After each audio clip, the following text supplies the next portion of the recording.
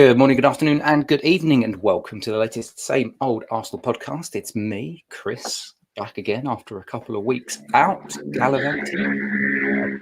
Discuss and dissect and digest yesterday's slightly. I don't know how to work it out. I don't really know how to sum up that game yesterday because it feels like there was as many positives as negatives to be taken. We're going to do that, though, over the course of the next 55 odd minutes or so. I'm going to introduce my guests. Not guests, one of them's a co-host, and one of them's here so much he could probably claim to be on it more than me. I'm going to introduce them in a second, but before I do that, obviously, today's podcast and all of our podcasts are sponsored by the wonderful Ruth Beck Art. I'm going to show some lovely pictures on screen of some of the great work that Ruth does. Absolutely love it. She's had some amazing, I think she's had some shows and exhibitions recently as well for charity. I know she's done some stuff with the Gooners for Cancer as well. So check out Ruth's Etsy shop.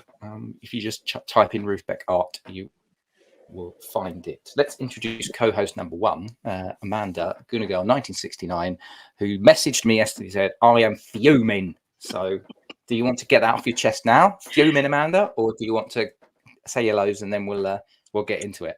We'll say hello first because we need to welcome Mervyn to the show. Yes, hello, Christopher. Nice to be podding with you.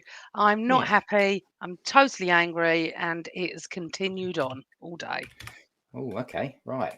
Might be get a spicy one tonight. Then, Merv, are you ready to bring some spice for Are you ready to bring the noise and bring the spice? I'll try. I'll try, Chris. I'll try. Hi, I'm Mervyn, and likewise. I'm angry, frustrated, and trying to look on the bright side of life. Why are we so angry, Matt? I'm not angry. I'm actually all right. I'm quite sanguine. I think maybe in my old age, I'm starting to mellow a bit, like a nice fine glass of French Burgundian red. But why are you angry? I mean, do you want me to start right now? Yeah, let's do that, because we'll get through. What we'll do is let's do the vibes bit, the vibes check, the emotions bit, and then you can park that. Merv can do his emotions as well, and then let's dissect the actual key moments in the game. Should we do it like that? I mean, I don't actually know where to start. I'm just getting so angry with the inconsistencies of referees, the VAR rubbish, everything that's going on. The fact that and I will say this, we get treated differently, and I don't know why. What's going on? I can't understand why they're trying to ruin our games. I don't get it. I don't get the fact that we are treated so differently. If that was Canate played for us and did that to Salah in the penalty area, sorry. Not only would have been sent off, it would have been a penalty. The fact that it's okay to keep chopping Saka down, but apparently he's diving. Non-Arsenal fans think Saka dives. That drives me insane. I've been arguing about that all day. I mean, are we not allowed to challenge for the ball anymore? Because the reason the goal was cancelled out at the end was because of Kivio. Apparently, it was a foul. Nothing to do with the fact that Havertz handballed it. But apparently, see, if you know the rules, this isn't handball. Okay, just to let you know, Joe Barton, this isn't handball. The fact that decisions like, who was that? Diaz kicked the ball away, didn't get booked for it. I could go on. I'm frustrated, I'm angry, and I'm honestly saying this, Chris, and I'm not even being dramatic. The last few matches I've been like, I'm losing my interest in Premier League football because of what is going on. I've watched football since the 70s. I've had enough. Oh yeah, sorry, I forgot that, Kevin. It's okay for Van Dijk to kick Havertz twice. I mean, it's okay. I mean, in normal times, what I would say, yeah, it's handbags. Don't bother. It doesn't matter. Get on with the game. Men should be men on the football pitch. But it doesn't apply to us when we do stuff like that. And this is what's winding me up. If Kivior is a foul, I'll go back to Gabriel at St James's Park last season when a bloke climbed all over him and scored. Is there a conspiracy theory against us? Now, non-Arsenal fans think we're mental, and now we're being laughed at. I couldn't care less what non-Arsenal fans think anyway. They're ruining the game, Chris. They're ruining my love for it. Do you reckon it was 5 minutes that we stood there waiting for VAR? It felt like longer, but I think it was around 4 to 5 minutes. Well, then when I watched it on Match of the Day, I could tell in 10 seconds. The other thing that I would like to say, and this is not only against us, what the hell were they doing? I call it Upton Park. It's not Upton Park. At the London Stadium with Delight and whoever that player was, Danny Ings. If that's a penalty, there is nothing to discuss. It's not a penalty. Now, we all hate Man United. We all hate them, right? But I'm always fair in the game. If I were Man United, the fact that they've sacked him today, I would be going mental. So I'm losing my love for the game. I'm fed up with the fact that we are treated differently, and it's getting more and more blatant. I don't know what to say anymore. I'm just so angry. I really am angry. Do you want to jump in with some vibes, and then we'll go back in time and rewind. I've ranted for 5 minutes. I'll jump in with some vibes. Many years ago when I was younger, I always used to feel that we never got the good decisions. We got decisions against us, and I remember back when I was a kid, there was always people around when I was sitting with my dad saying they wouldn't give that at Anfield, they wouldn't give that at Old Trafford. There was this thing that those passionate, particularly the northern grounds, referees, if I can use possibly not a great expression, would cack themselves rather than give a foul or bad decision, have Shankly ranting at them afterwards, or Ferguson. And it was the same when we had Arsene Wenger. There were a number of decisions that I used to feel that went against us. I thought they'd never do that with Ferguson. They'd never do it with Merino because the refs are too scared of what would happen afterwards. And there is, I share with Amanda her frustrations.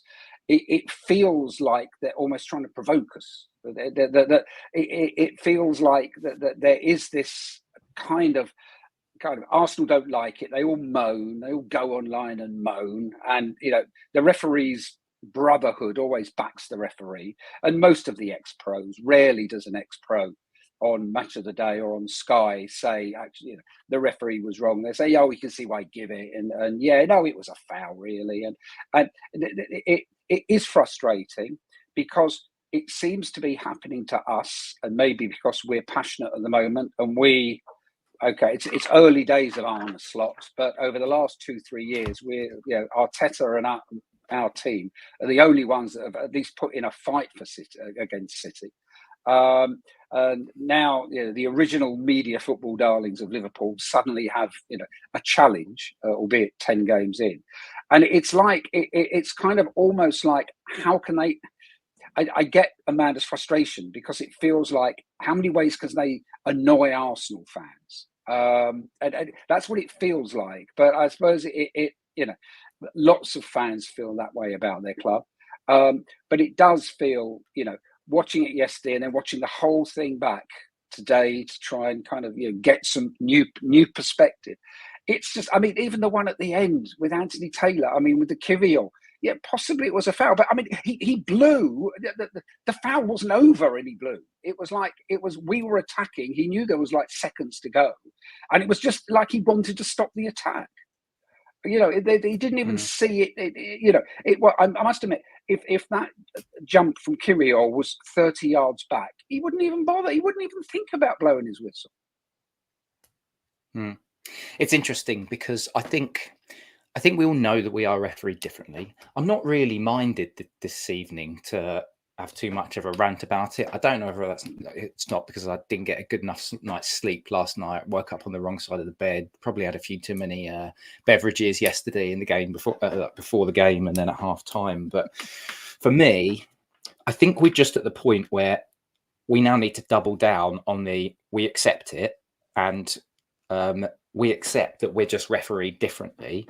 But what we've got to do is find answers. I'm actually getting a bit bored of having to constantly moan about referees. I find it quite amusing. I got a lot of pushback on Threads yesterday because I said after the Kivior foul right at the end, Liverpool fans don't get to bleat on about the Ødegaard thing from last season because we've been shafted there just like they have. And of course, loads of Liverpool fans rounded on me. I don't really care whether Liverpool fans want to round on me or not. But the fact of the matter is that every team suffers. We seem to be in a moment where we're a little bit more charged in terms of how and sensitive with how we're coming across it. And I think that's a culmination of factors. I think we've had a really, really tough fixture list. And what's compounded that tough fixture list is also injuries. And we got more of that yesterday. And what's compounded the injuries as well is poor refereeing decisions and inconsistencies. I think if Declan Rice doesn't get sent off, we beat Brighton. If we beat or even draw against Bournemouth, we're probably not where there still have been inconsistencies in refereeing, but I think we're just feeling a bit more sensitive to it because everything seems to be going against us right And now. Trossard against City as well, Chris. We probably would have won there as well. I think we're just in a bit of a moment at the moment, and I think we've just been a bit unlucky, to be honest with you. And my hope is that starts to even itself out. My worry, this goes into the conspiracy theory side, is that referees, the PGMOL, the likes of Howard Webb, the media as well, the Gary Nevilles, they doubled down on it. I'm seeing a lot of dark arts stuff now. It's like what no other team apart from this season has engaged in dark arts in the history of the Premier League or football. I think that's a bit incorrect. But yeah, I just feel like there's probably we need the dust to settle a little bit. What we need to do is just pick up a few wins and have a few quiet, simple wins, to be honest with you. And if we can win the next couple of games that we've got in the league, that'd be massive. We'll all be feeling very good if we go to Newcastle and get 3 points. And then if we can go to Chelsea and get 3 points, Chelsea are playing quite well at the moment. But that's me looking too far into the future. Let's rewind back to the past. I don't know about you, Amanda, but I was very nervous. We were both talking about this on WhatsApp. Nervous before the game. As soon as that lineup came out, I was like, okay, less nervous now. Saka's in, Timber's in.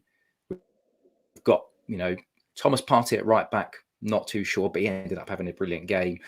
I was kind of okay with that team, but it was all going to be whether or not we could start fast in the first 15 minutes, and we got exactly that. Do you want to give us your thoughts, Amanda, on the feelings of seeing Saka back in the side? And then let's lead it up to the first goal, and then Merv, I'll get you to jump in and give me some thoughts on that first goal as well, which again, an early one, which we really needed. Well, it was strange because Friday night I was invited onto the Liverpool Index podcast, and it was a really nice chat. Decent Liverpool fan, and I'd said to him towards the end, if our 11 were fit and your 11 were fit, I think we'd beat you. Oh, I was that confident. I said, but they're not, and that's that. And we didn't do predictions that night, but I was thinking a draw. I'd be happy with a draw, especially as Saka and Timber weren't playing. When I drove to the Emirates on Sunday, I was actually positive. I started to say to Cole, my God, I actually feel positive. I don't like this feeling. I got positive all of a sudden. I thought, you know what? If Saka is playing, we weren't sure, were we? It was wonderful to see him. A little bit apprehensive because I thought, oh my God, I hope he doesn't pull up even worse. I hope they're not risking him. And I saw Timber in the lineup, felt the same way, but really, really pleased. And I felt positive, and it was a really, really, really good atmosphere outside. Everyone was buzzing. God, the atmosphere inside was incredible. Completely different to Shakhtar. Shakhtar was quiet as AF. Yesterday was as loud as AF, and it was wonderful. Really up for it. Really good. Felt positive. Then saw the lineup, felt even more positive. I thought we'd got this. I really did. I thought we got this. I think I saw the first half slightly different to most Arsenal fans. Funny enough, maybe it's just me, but I didn't think we were over them as much as everyone thinks. Maybe I've just seen it different or remembered it differently. But what I will say is, you cannot let Bukayo Saka cut in like that. But when he did cut in, he blasted that net, Chris. It was incredible. What a goal. The place went mental. And I thought, here we go. We're going to do this. I didn't predict anything that would happen. And I thought to myself, you've got to stop with VAR. You've got to stop moaning about it. You've got to get on with the game. Let's just not focus. Anthony Taylor is disliked by both set of fans here. Liverpool fans don't like him because of his connections to Manchester. We can't stand him. So for me, I felt like he was going to be fair because both sets of fans didn't like him. I didn't think he was fair, no. And I will to this day, and I say it again, anyone that doesn't think Saka is elite and world class don't know football. But the other thing I will say is I'm getting accused of Saka diving every 5 seconds, and I must be watching a different game. I don't see Saka dive. I mean, unless you two can come in and tell me that I'm missing something, I don't. I see him chopped down the whole time. And apparently, we were time wasting yesterday. I will say, David Raya was time wasting, and I was annoyed with him. And I said to Carl, he's going to get booked because it's too blatant, and he doesn't need to be doing it. But we'll go into all that. But yeah, absolutely thrilled that Saka was back. Felt positive. The ground was electric, and it was a really, really good first half. Yeah, and Merv, that goal, that Saka goal was a really, really good one. It was a great ball from Ben White. I think Carl said it in the chat. Really, really good ball from Ben White. And he scored a couple like that before where he's just roofed it. Yeah. And I feel like there was one about 2 seasons ago when we played Leeds away, and it was a very similar sort of goal. But any thoughts or any kind of anything to add on to Amanda's comments there? No, I mean, I would echo everything Amanda said. I mean, the fact when I saw the lineup, Saka's in the team, that was a relief. Again, like Amanda, is he being rushed back? Is he, because he's young and because he seems relatively indestructible? I hate to say that because I will jinx him now, but are we bringing him back too soon? Is he going to break down? It was good, I think, to see Timber back as well. So, yeah, I felt positively. A goal then, I felt it was a fantastic goal. The ball from White was fantastic. That's something that White can do, that relationship. And once we get Ødegaard back, that White, Ødegaard, Saka relationship on the right, I don't think teams know how to defend against it. I think that because we have so many options, Bukayo Saka can do so many different things, so can Martin Ødegaard.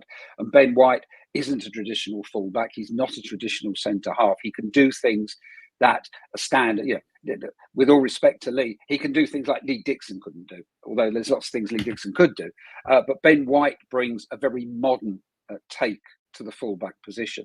And I think that we're very, very strong on that side. And the fact that started so positively and dynamically with an early goal, I felt, yes, it allows us to set the pace now. Obviously, the thing you want is then get a second goal, so Liverpool are running scared. But it was just like chance to control and stuff, and it felt good. It felt that now we're beginning to get players back to fitness, Timber back, Saka back, that we can now put this run together. I mean, let's face it, without looking too far ahead, only one of 3 teams is going to win the league this season, and we should have beaten one of them on their own ground, and we should have beaten the other one yesterday. But we're up there with them, and I know that without going to the end of the show at the beginning, there's a tiny little gap there now. But I mean, that's ebbs and flows. I mean, we've got a lot of games to go. But yeah, I mean, it really, really upbeat and positive after the Saka goal. For the next 10 minutes or so, just felt really, really kind of positive, and we were going to take that game. Yeah, it was an interesting one. So I'll hit you with some first half stats before we then go into the Van Dijk and then the rest of it. Not Van Dijk, the Van Dijk goal and the rest of it. We actually had 6 shots in that first half, created 2 big chances. We had 52% possession, so we edged that. 0.77 expected goals to Liverpool's 0.36. Liverpool in that first half didn't really create very much at all. But I actually feel like, apart from one shot which just drifted wide in that first half, I think when Merino or Saka gave the ball away, but it was never, David Raya had it covered. I don't remember him making any sort of flailing arm saves or anything. It's not like Raya was making lots and lots of saves, but it was a the perfect start. That's 5 games in a row against Liverpool now, home and away in the league, that we've scored within the first 15 minutes. We are starting games, and we have to start games quickly against them.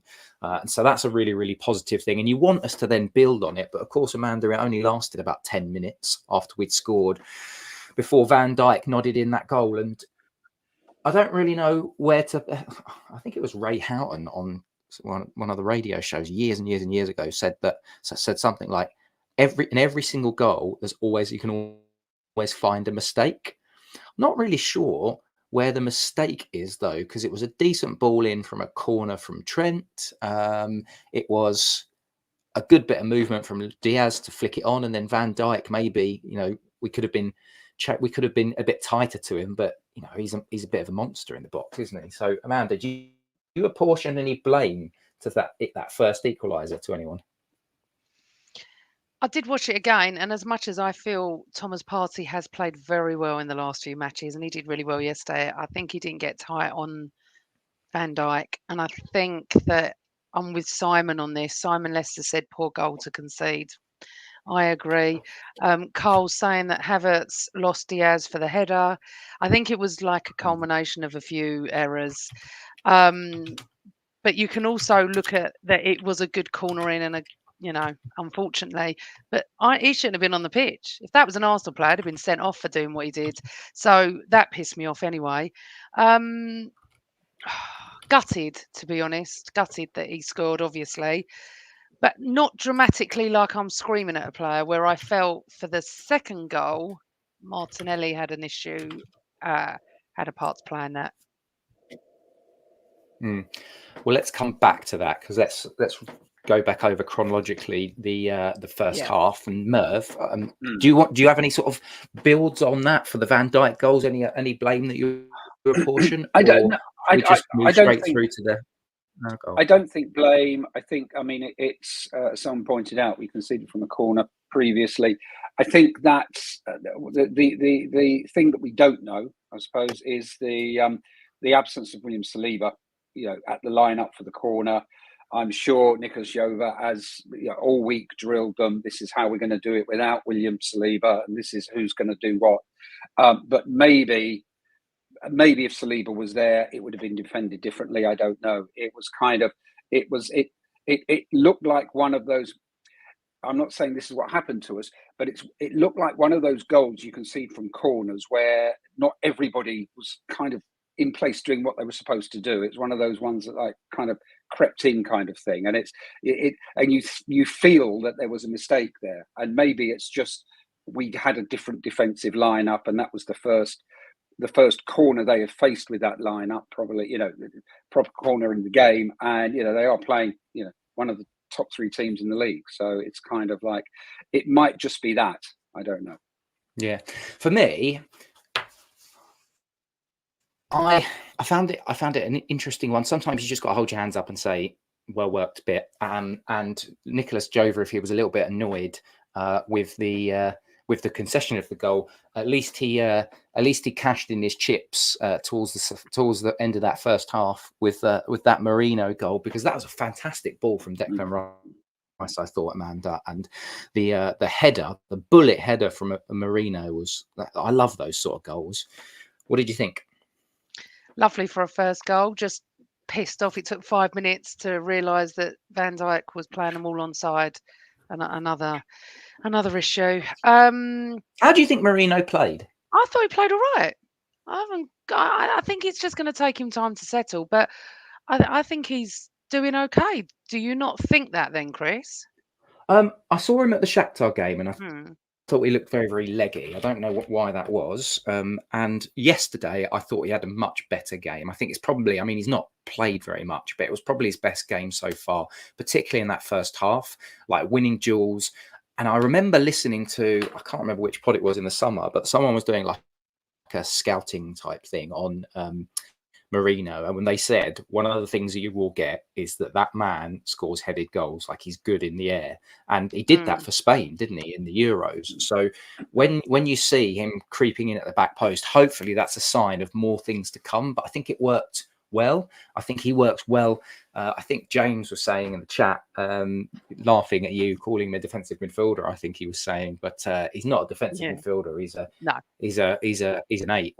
He's a ball-winning, dual merchant 8 that's good and strong and physical and will cover ground. So that can only be good for us. And I do wonder, when are we going to get to see what we possibly, a lot of us think, is the first choice midfield, which will be Rice sitting in the 6, as I think he did that yesterday, and he was excellent. Merino as the left 8, and then Ødegaard as the right 8. It feels like it might be coming, Merv. But what do you make of Merino, Merv? What did you make of his goal, and then also general performance? It was a great goal. It was, as you said, it was one of those well-worked goals, bullet header. And yes, like you said earlier, when I was doing a lot of reading about him, when we showed an interest in him and checked back a couple of the Spain games, he is somebody that gets amongst the goals. And I think he'll be very effective. I mean, Mikel Arteta hasn't, over recent years, let us down with a signing like that. I mean, the people we pick up, Timber, Calafiori, Merino, aren't the obvious names being touted around all the clubs. All seem to be really, really good, solid, skillful, knowledgeable, adaptable players. And I think he will fit in that mould, and I think it will be very useful for us. I think it's a shame, obviously, that he couldn't start the season. He had that injury in training, and so he needs, I suppose, to catch up. So we haven't seen as much of him yet as we would have done if he was playing every week. But I think, it's one of those where I trust Mikel, and that's obviously the player that they wanted to go for, and within the budget, and I think he'll be good. I think that's overall, I think that the team, when the strongest 11 is out there, I think, we are a championship chasing side. I don't think there's that much difference between us and City. Liverpool, I don't yet know if we need another 5, 6, 7 games to see, is there this new manager bounce with Slot that might begin to fade away? Is there some kind of, has he been able to get them up a level to what Klopp was able to do in his last season? But I don't see us as being, and that's why I think narrow margins and one bad referee call across 42 games. 42 games. What am I talking about? Showing my age there. Across 38 games might decide the season, and that is concerning. But the fact that there's 3 teams at the top who are all excellent, and we're one of them, it gives me hope. Yeah. What did you make of, because I didn't talk about it, so I'll start with you, Merv, and then go to Amanda, because she sort of touched on it. What did you make of the Martinelli penalty, not penalty? Because I still can't really work it out from when I've looked at it once or twice, it does look like Konate possibly gets a touch. But the thing that I thought was weird was Trent Alexander-Arnold basically just swings a leg through Martinelli. So if that's where if you're talking about impeding Martinelli, it's surely the first offence happens when it's Trent Alexander-Arnold fouling him, right? And which case that's a penalty, isn't it? Going back to my opening comment of this show, that is the kind of penalty that will be given at Anfield in front of the cop. Referee won't even think twice about it. It's a penalty. Well, funny to interrupt, it was. If you think last weekend, I watched the Chelsea game, they got a penalty and then VAR chalked it off. But it was a very similar sort of coming together. I think it was Curtis Davis that then went over the goalkeeper, but the goalkeeper won the ball first, and so they just get those, don't they? Yeah, I mean, it's one of those. It's possibly one of those moments where if it's for your team, it's a clear 100% penalty. If it's against your team, you can find many reasons why it's not an obvious penalty.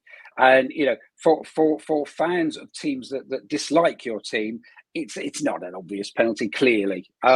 Whereas when it's your team, it's 100%. So I think there's possibly a bit of that. I mean, I've looked at I've watched it back quite a few times today, and every time to me, it's how is that not a penalty? Maybe if it was at the other end for Liverpool, and I say, I don't know what all the fuss is about. It's clearly not a penalty. Can I just go on, Amanda. Right, I'm just going to say that James Johnston has said it exactly what I was just about to say. Christ, it's one of the most obvious penalties you'll see all season. Kick to the midriff from Trent, then Canati goes through him like a meat slicer at the deli. Well, they're his words, but yeah, unreal how it's not been given. James, me and you agree. For once, we agree. I do not. Honestly, Mervyn, I'm one of these football fans that I will stand up and say exactly what I believe. If I thought a million Arsenal fans believe something and I didn't, I'd say it. How is that not a penalty? I will never know. Honestly, you know what we were saying Yeah. at Anfield, at Old Trafford. That's given. That's given. We've never had that. It is I don't know what it is at Liverpool, but it was always Ferguson at United. And I don't understand. Personally, I don't understand what you two are watching because it's definitely a penalty. He's taken Martinelli out.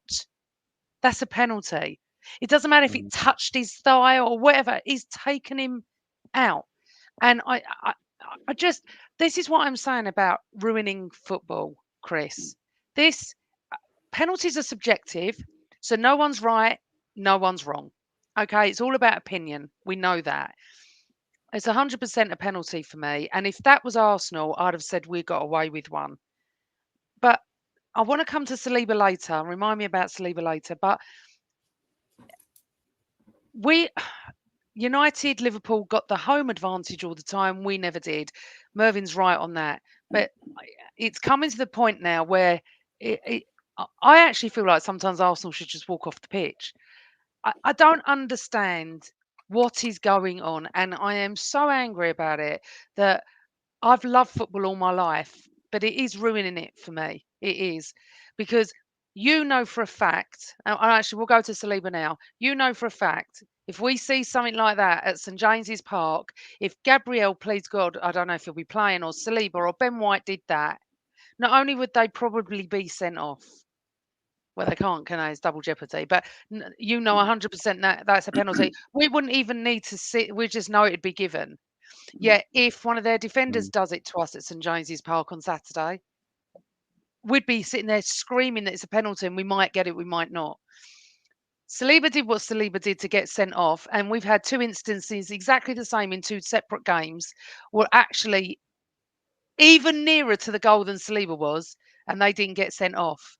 Don't tell me we're not ref differently. I'm not having it. I'm really not.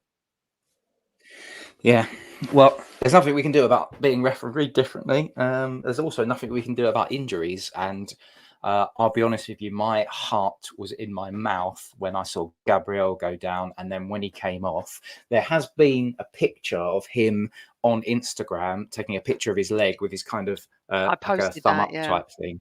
So hopefully that means that it's not serious. I still think he's probably a doubt. I mean, it'll be a race against time for Saturday. There's absolutely no chance he'll play on Wednesday night against Preston. But Merv, what was your kind of feelings when you saw that? Because it immediately it felt like everything was going against us in that moment, even though we were winning, right? Yeah, it's what you didn't want to see, and of course, it's the my initial thought was, because obviously Saliba's not there. It's kind of, I had to remind myself a few seconds later that he's actually suspended. He's back next week, because it was my instant thought is we've lost our two centre halves, and yeah, it looked like I couldn't tell, but the fact he had to come off made me think, well, this isn't going to be for this one game. I mean, I will say, although we'll come to that later, I felt that's the makeshift defence we ended up with yesterday without Saliba and Gabriel performed very, very well, considering. But yeah, heart in mouth, really, really worried that because it was one of those that you think, it's one of those that you see and you think you fear that you're going to hear he's out for 6 weeks or something. But also you might find he's back next week, and it's that not knowing, and the fear that what it means to that game, because we don't have Saliba also, so we've got a completely makeshift centre.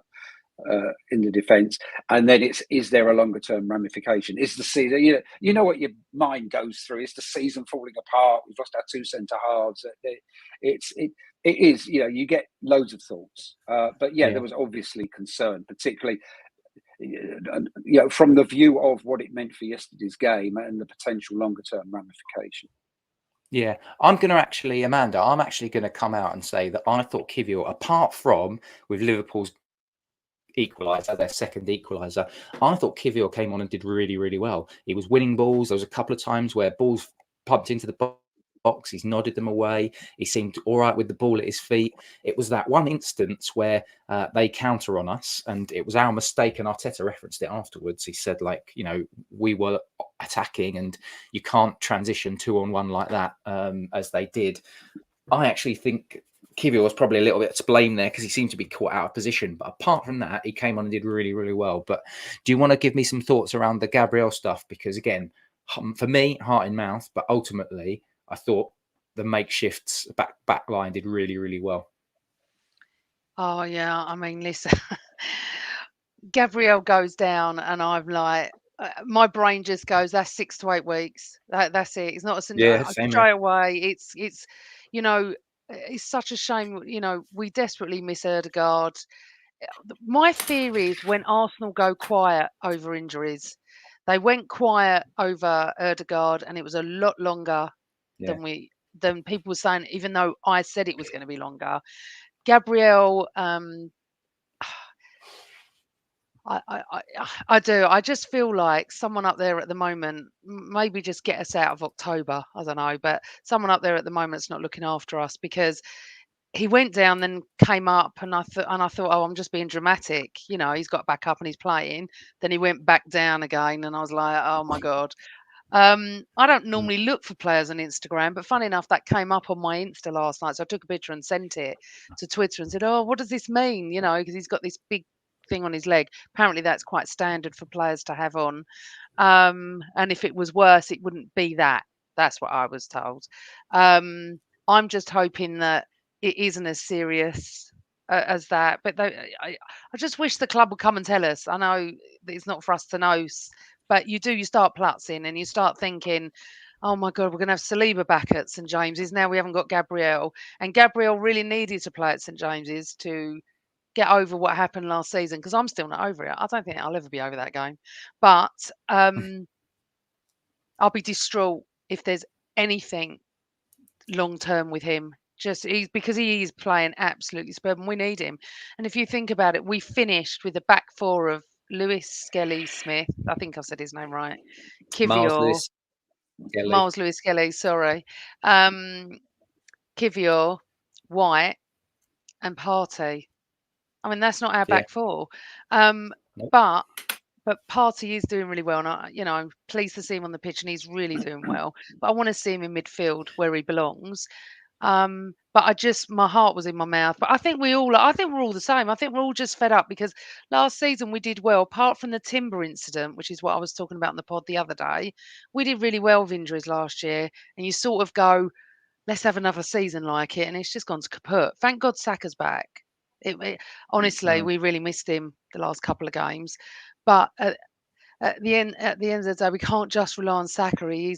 There are going to be injuries that happen. But I just feel like I need to know about Gabriel soon before I start plutzing really badly. Yeah, it does feel like we have been, the football gods have been unfairly, overly punishing us this season. Maybe this is the bit I was talking about right at the beginning of the pod. Maybe we're just due a run of better luck, and maybe that starts with the likes of Ødegaard coming back and Saka is going to be back, and then hopefully Gabriel's okay, and we can start to see more of that first team. And I think it's Phil Macker had said in the chat. So let's see when we have our first 11 back and us going on a run, because people were talking. There was a lot of talking up, Merv, yesterday on Liverpool and how they were going to get on against us, and how a few people had them as favourites in this game. And in that first half, we did a number on them and showed that we're here to be recognised. In that second half, I think the makeshift back line. Like I think I haven't seen it, but because I was obviously at the game, but there was some talk about Roy Keane saying, "Oh, why didn't they go for it a little bit more?" I think it's a bit difficult to go for it when you've got players going down injured and you're just trying to hold on to a lead. Where do you stand on the perception of Liverpool, having watched them yesterday, but then also this idea that we should have been a bit more, were we too passive, I guess is my question for you yesterday in the second half? Possibly. I think I think the key thing was not to lose. In that game, the key thing was not to lose. We've held City, and I know that all this. Oh well, they beat Southampton 1-0, therefore they're 5 points clear. Well, we'll all beat Southampton 1-0. It's kind of like it's the crucial games. The fact there are more teams fighting at the top, like Liverpool, Aston Villa, means that there will be, hopefully, there will be some tougher games for all of the top teams, including us. So I think that, well, in terms of the historical thing with Liverpool, without boring anybody, it comes back to the fact that most of the more mature football writers and correspondents in their childhood kind of supported Liverpool, unless they had a particular local team, because Liverpool were the dominant team. And it was always seen through the 70s into the 80s. See, I'm drinking tonight from my Anfield 89 mug. The Liverpool, were the dominant team. They all love to watch Liverpool. Oh, it's Liverpool, of course, and so there was a lot of that when I suppose a lot of them were in their adolescence growing up in the early days of training journalism. So I've always, most of my football watching years, I've seen most journalists love Liverpool, love Manchester United, love Spurs, okay with us, and only recently love City. And that's something that obviously the generation now, and particularly with the way that the football reporting's done through, a lot more through blogs, social media and podcasts, you'll see that, I think, disseminate. But I mean, as for the older, shall we say, or the more experienced journalists, a lot of them will be Liverpool. It's Liverpool. They're a great team, and it's great that they're challenging again after the last couple of seasons, and there will be that element to it. I think that the fact, because we've often, Arsenal has been the team that's come up to obviously burst the Liverpool bubble there at Anfield, and also to break the monopoly. When Wenger came, it's often we've been not the party poopers, but our very successful periods have come at a time when kind of we've knocked United, Liverpool off their perches a bit, and so maybe there's always been a slightly different. Again, I've always felt there's a slightly different way that journalists report on Arsenal as opposed to most other major clubs.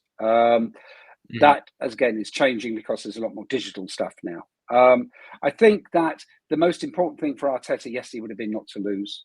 Obviously, we want to win, but the thing was, if we don't win, not to lose, because then we would have suddenly had this 4 or 5 point gap between us and those two. And City haven't played Liverpool yet. I think I'm right in saying that. And there will be. City aren't looking invincible at the moment. They're riding their luck, as indeed might we. I mean, Bournemouth was obviously a bad day for us, but it's kind of it's. I feel that this will be. I personally believe this will be a title that goes pretty much to the end. And I obviously believe we'll be in it. I am concerned about the injuries. I'm concerned we might not see Ødegaard back for another few weeks yet, because there doesn't seem to be noise like, there's a practice match for him next week or anything like that. So I do wonder if they're covering the fact that he might not be back for a few weeks. Saka, thank God, was only for a couple of weeks. And at the moment, we don't know about Gabriel, but Calafiori, I'm not sure, and Timber, both seem to be in and out of games. Merino hopefully is over his injury, so I think we've got the squad there. I know I've probably gone off at a tangent to your question. Well, I've given you my overview anyway of the situation. Can I just come in on that? Because what happened was, and I disagree slightly, Mervyn. I've always said if you can't win a game, don't lose it. Absolutely. But that was but 25, 30 minutes to go at 2-1, we're sitting back. What is going on? So I said to Carl, why are they playing so defensive? What's going on? You know, and he said, that's the plan. He's sitting on 2-1. I said, he can't be sitting on 2-1. There's 30 minutes to go.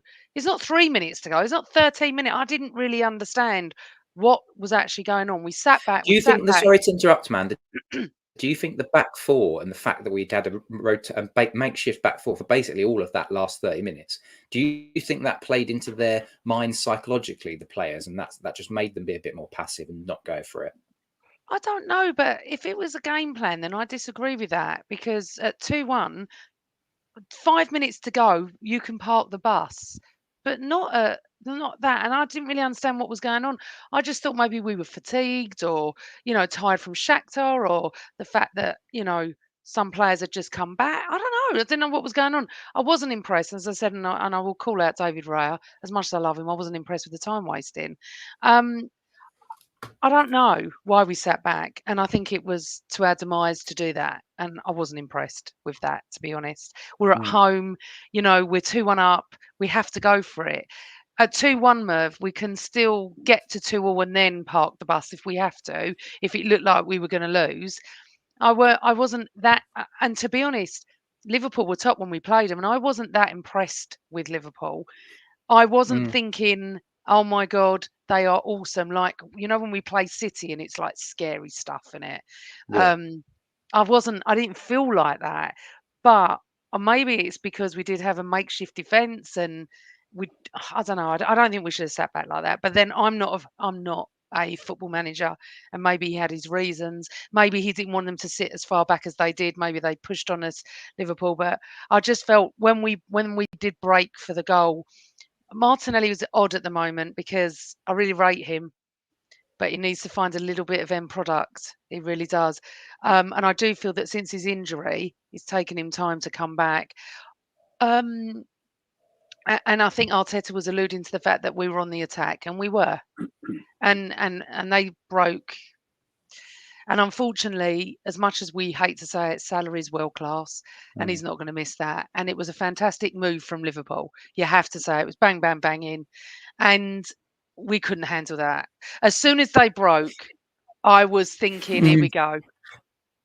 I was thinking, I don't think I'm going back down a bit. You might want to bring out your Saliba comment, because you said remind you later. But I think if Gabriel and Saliba are on that pitch, and I think if it's Timber who is fit, I don't think they get pulled out of position as much as Kivior and Lewis Skelly did. I think one of Saliba or Gabriel is mopping up against Nunez. If they're not mopping up against Nunez, the other one is covering Mo Salah and not giving him the space. So I think with our best four on the four defenders in their natural positions, I just don't think that just gets mopped up to me. So it's a shame. It is a real shame, because on 79 minutes, I was looking at the clock. I was in the clock end yesterday, actually, rather than the North Bank in the upper tier. And I was looking at that clock thinking, I think it was 75 minutes. And then I looked at 79 minutes and I was like, this is now getting into the point in which we hold on here. And this is absolutely massive, this result. And it just felt like at any stage, Liverpool could break on us. But I didn't feel like it wasn't. If the game had have ended and they didn't have that chance, I probably would be saying, I don't really feel like they actually hurt us that much. There was a few block shots and a few off-target shots in the second half, but they didn't do tons to completely outplay us. They had more of the ball in the second half, but they didn't do loads. So I'm with you, Amanda. Like, I didn't watch that Liverpool team and get blown away. I didn't think they were amazing. This is a Liverpool team that's only conceded before yesterday 3 goals all season, and everyone's talking about their amazing defence. I thought the defence was all right yesterday, but they still leave chances and they still leave themselves over and exposed. If you look at the goal that Saka scored, Andy Robertson gets turned inside out and Saka roofs it. And then you've got the set piece. I mean, it's a great ball from Declan Rice, but Merino's just there in the 6-yard box. You get it in behind the Liverpool back line as they're set up for that, and he's just tapping it in. So I think as they are well. a good team. They are going to challenge for the title. They are going to be they're going to be a team that we're going to have to pay attention to. But I don't think that they're not on the same level as City. We were the first team from the top 8 or 9 that they've played this season. So their position at the moment is there because they have so far won all bar one of their games against pretty much the bottom half of the league. I didn't know that. That's interesting, actually, and doesn't surprise me. But I would say that I thought Trent is very lucky that Konate's there, because what a player Konate is. He's like a Yeah, he did a beast. good game yesterday. He did. He really did. He just mopped up everything, didn't he? But I wonder what would happen if he got injured. I think they'd be a very average side. And it'd be very interesting to see what happens when they play City, because if they play like that against City, I could see City getting 4. And it's not me being bitter or anything. I've always said over the years, you know, if a team's good or not, but I wasn't sitting there scared.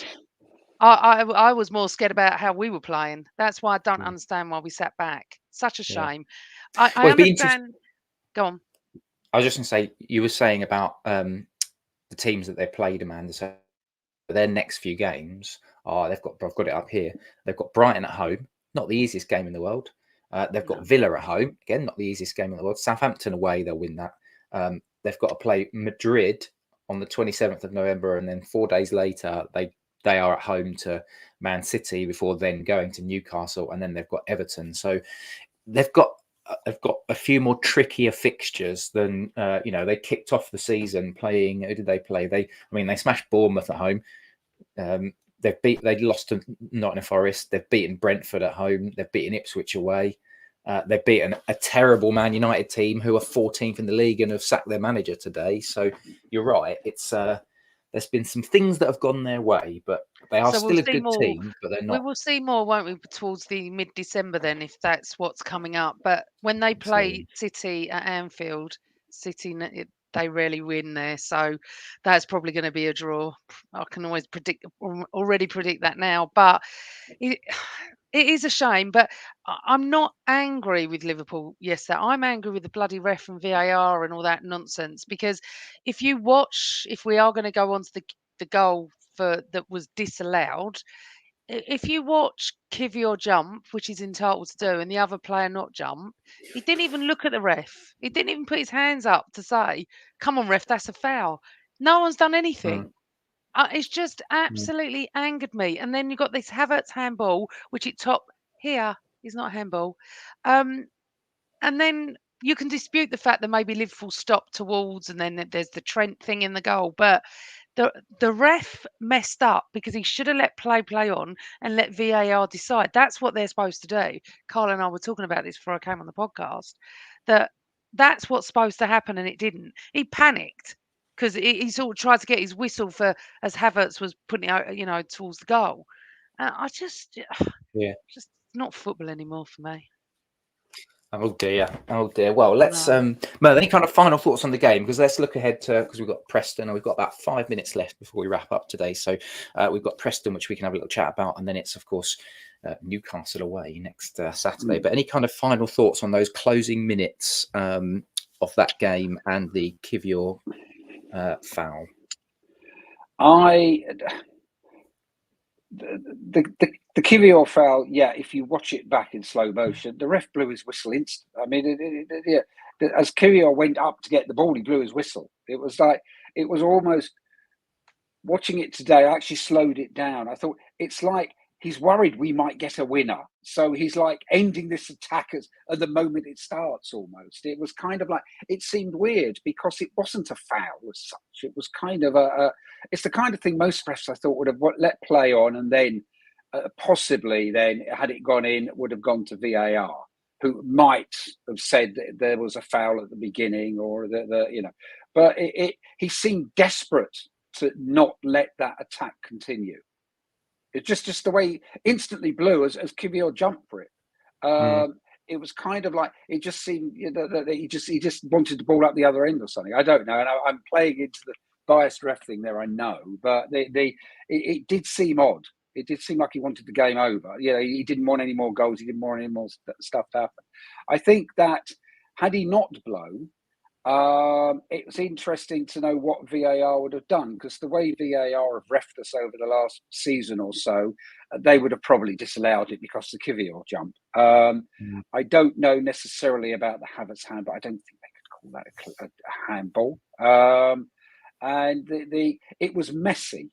And when it's messy, you always wonder, well, VAR will find something. But it was kind of, having blown that whistle instantly, it was kind of like, it was a bit of a waste of 15 seconds of everyone's time. Yeah, I get that. Which I is get that. frustrating. Yeah, I get that. But again, it is what it is. We pick up a draw, move on, and Amanda on Wednesday night we go again. Do you know when? This is the first of 4 away games that we've got. So we're away to Preston on Wednesday. We're away to Newcastle on Saturday. We're then away to Inter Milan on the Wednesday, and then we're away to Chelsea on the Sunday, which is the 10th of November. Really, and then there's an really Interdale, tough. Chris. Then there's an Interdale again, and then we got Nottingham Forest at home, 3 o'clock on a Saturday, which is going to feel weird. What are your predictions? Yeah. Well, I hope we play a weakened side against Preston, please, because I want them all fit for Saturday. I don't want any injuries. Definitely don't want to see Saka. Preston at home, I'll go 2-1 to Arsenal. I think it will be I'm going to say 2-1 as well. I think it will be a play all the kids. We're about to go into probably. So we had that horrible period where we had to play City and Tottenham, and we played. Who did we play? It was Atlanta. So we had to go to 3 away games earlier on in the season, and this is the toughest part of the season. And then after that, you start to look and you start to think, right, we can get on a run of games here. We just need to play the kids, try and get a win. Not the worst thing in the world if you don't. Merv? I'm not that bothered about the Carabao Cup. I used to be when I was younger, but it's got to be the league this season. So I want the kids to be played, and if they can overcome Preston, who might not be playing the strongest team anyway as well, then maybe if we progress to a quarter final or something, we start to play a stronger team. But I wouldn't want to see any regular of that core, any core first team players start that game. Newcastle, we need to right the wrongs of last season. Don't we just? We really do. What are we going for, Merv? What's your prediction of Newcastle? Sorry, what was your prediction for Preston? I didn't write it down. 3-2 to Arsenal. Okay, and Newcastle? Newcastle, I'll go for 2-1 to Arsenal. Chris? 1-0 to the Arsenal. I think it'll be a scrappy, horrible, cagey game. Their fans will be moaning and groaning.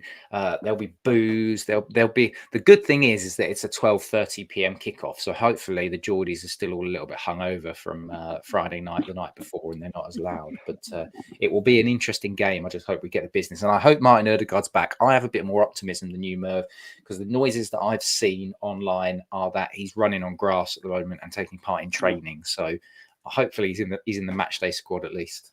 What about you? I'm going 2-2 on Saturday. So, do you think I'm gonna pose this as kind of like a final question before we wrap up? Do you think that if we don't pick up maximum points in away to Newcastle and away to Chelsea, do you think the league is done? It's going to be very hard, Chris, but I don't think we're getting maximum points because of inconsistencies and whatever's going on with VAR, people behind it. I mean, don't even start me about Jared Gillett, a Liverpool fan, sending off Saliba, please. I mean, it's so obvious. I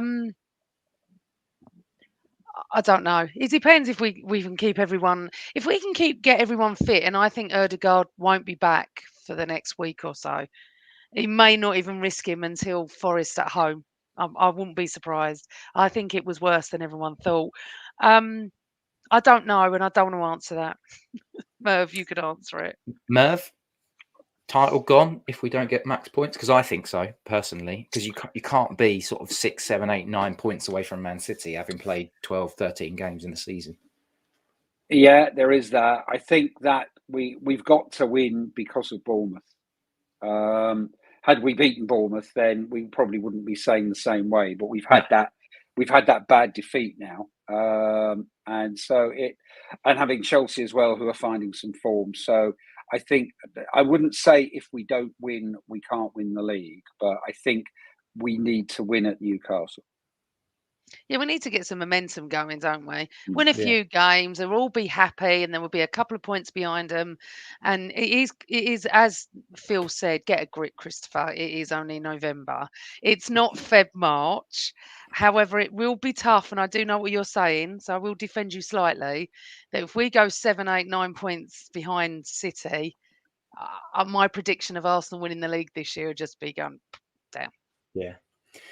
Any final bits from you, Amanda, so we wrap up today?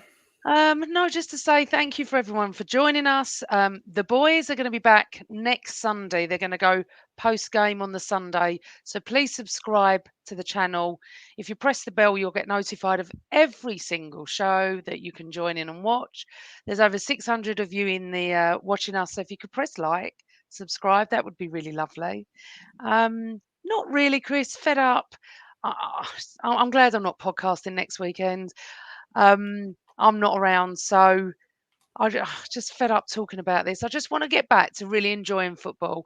I enjoyed last season much more than a lot of others because we didn't win a trophy. I enjoyed the football. Just get our injuries back, and let's get a few wins under our belt. That's the key thing, isn't it? That's the key thing. Merv, thank you very much for joining us. It's been a pleasure. Where can people find you on the socials in case anyone wants to follow you?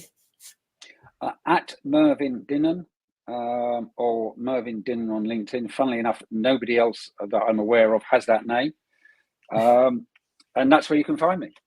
Lovely. Well, from myself and from Amanda, we say thank you very much. Hopefully you've enjoyed this show, even though I don't think Amanda has. And we'll be back next Sunday. But from the rest of us, thank you very much. And night, guys. Always Arsenal. Right.